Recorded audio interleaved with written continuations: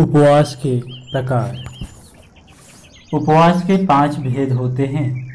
पहला पाचक, दूसरा शोधक, तीसरा सामक, चौथा आनस और पांचवा पावक।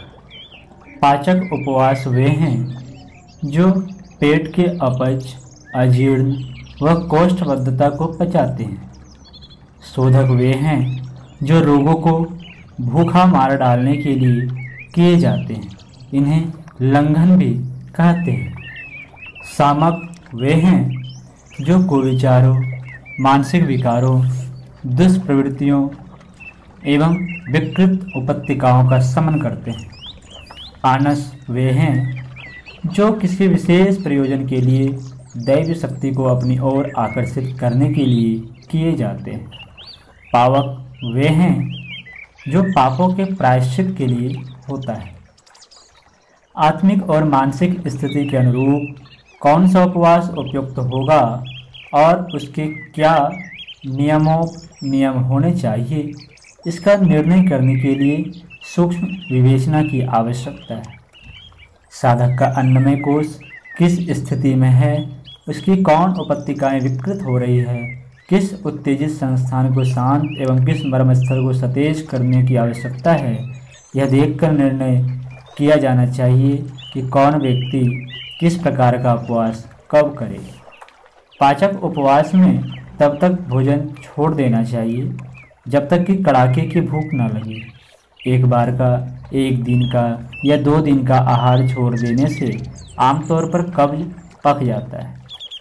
पाचक उपवास में सहायता देने के लिए नींबू का रस, जल एवं किसी पाचक औषध का सेवन किया जा सकता है। शोधक उपवास के साथ विश्राम आवश्यक है। ये लगातार तब तक चलते हैं जब तक रोगी खतरनाक स्थिति को पार न कर ले। ओंटा का ठंड किया हुआ पानी ही ऐसे उपवासों में एकमात्र अवलंबन होता है। सामक उपवास दूध, छाछ व फलों का रस आदि पतले, रसीले व हल्के पदार्थों के आधार पर चलते हैं। इन उपवासों में स्वाध्याय, आत्मचिंतन, सेवन, मौन, जप, ध्यान, पूजा, प्रार्थना आदि आत्मशुद्धि के उपचार भी साथ में होने चाहिए। आनस उपवास में सूर्य की किरणों द्वारा अभीष्ट दैवी शक्तियों का आवाहन किया जाता है। सूर्य की सप्तवर्ण किरणों में राहु केतु को छोड़कर अन्य 7 ग्रहों की रश्मियां सम्मिलित होती। सूर्य में तेजस्विता, उष्णता, पीत प्रकृति प्रधान है। चंद्रमा शीतल, शांतिदायक, उज्ज्वल, कीर्तिकारक, मंगल कठोर, बलवान, सहायक, बुध सौम्य, शिष्ट, कफ प्रधान, सुंदर, आकर्षक, गुरु विद्या, बुद्धि, धन, सूक्ष्मदर्शी, शासन, न्याय व राज्य का अधिष्ठाता है। शुक्र वात प्रधान, चंचल, उत्पादक, कूटनीतिक। शनि स्थिरता, स्थूलता, सुखोपभोग, दृढ़ता, परिपुष्टता का प्रतीक है। जिस गुण की आवश्यकता हो उसके अनुरूप दैवी तत्वों को आकर्षित करने के लिए सप्ताह में उसी दिन उपवास करना चाहिए। इन उपवासों में लघु आहार उन ग्रहों में समता रखने वाला होना चाहिए। उसी ग्रह के अनुरूप रंग की वस्तुएं, वस्त्र आदि का जहाँ तक संभव हो अधिक प्रयोग करना चाहिए।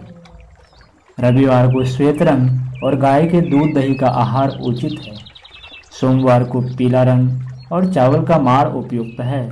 मंगलवार को लाल रंग, भैंस का दही या छाछ। बुध को नीला रंग और खट्टे मीठे फल। गुरुवार को नारंगी रंग वाले मीठे फल। शुक्रवार को हरा रंग, बकरी का दूध, दही व गुड़ का उपयोग ठीक रहता है। प्रातःकाल की किरणों के सम्मुख खड़े होकर नेत्र बंद करके निर्धारित किरणें अपने में प्रवेश होने का ध्यान करने से वह शक्ति सूर्य रश्मियों द्वारा अपने में अवतरित होती है।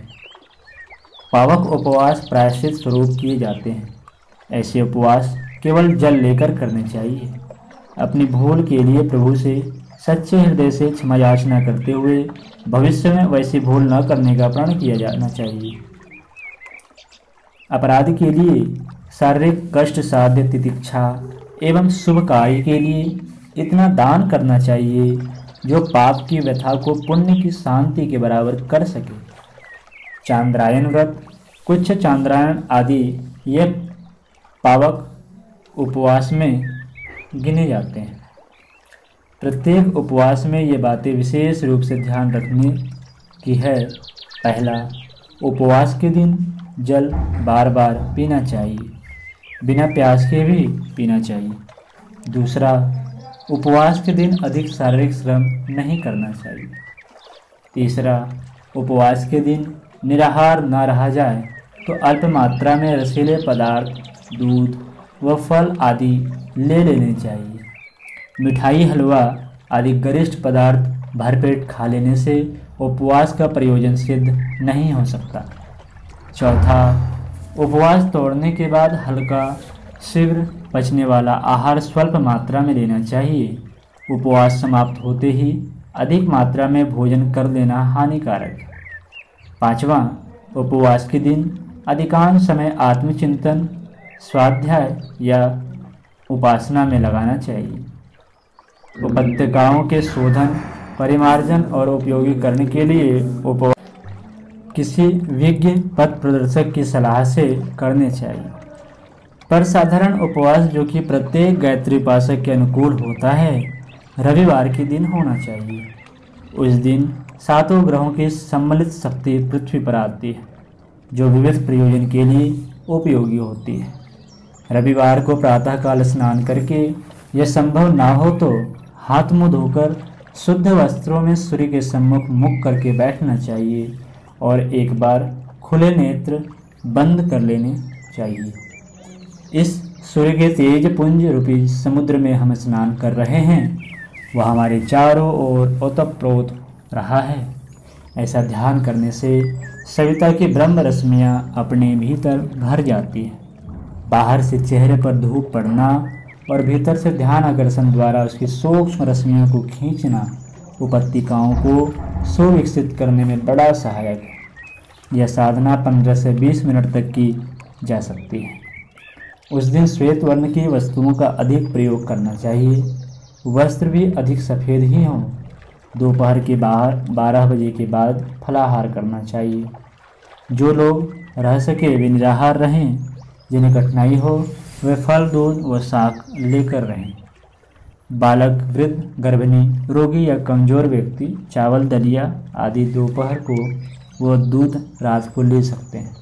नमक एवं शक्कर, इन दो स्वाद उत्पन्न करने वाली वस्तुओं को छोड़कर बिना स्वाद का भोजन भी एक प्रकार का उपवास हो जाता है। आरंभ में अस्वाद आहार के आंशिक उपवास से भी गायत्री साधक अपने प्रवृत्ति को बढ़ा सकते हैं।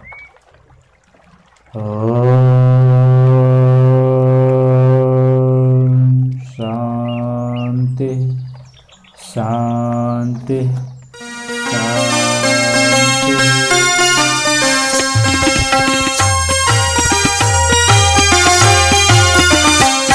चलो गुरुदेव के सपने सजाने की शपथ ले लें। चलो गुरुदेव के सपने सजाने की शपथ